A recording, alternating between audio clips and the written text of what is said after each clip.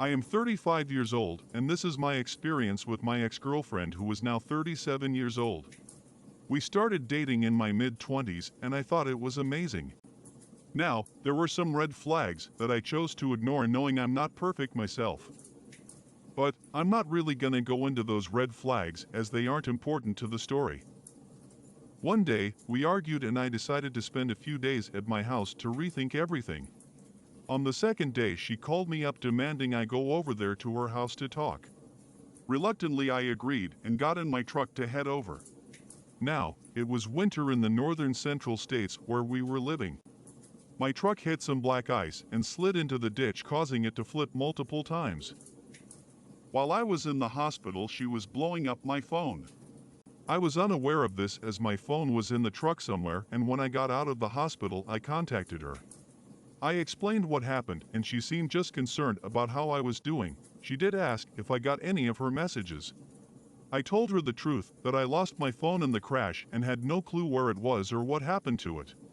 She sounded relieved and I just assumed she might have said some things out of anger because I never showed up. Wow. Was I wrong? It was 3 days before I got access to my truck. In that time she was nothing but caring and concerned about how I was doing.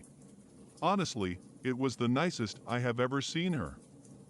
After seeing that side I thought she could be the one.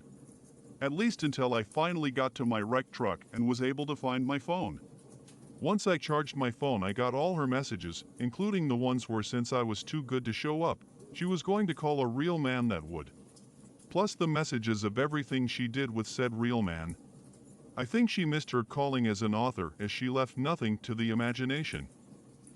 When I confronted her about this you would think she'd apologize. Instead she only apologized that it happened while I was in the hospital. But refused to acknowledge she did anything wrong.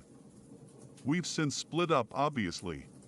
I remain friends with her on Facebook and enjoy little updates about her abusive husband, how CPS took her children, and her drug problems. I'm in my mid-30s now and I no longer choose to date.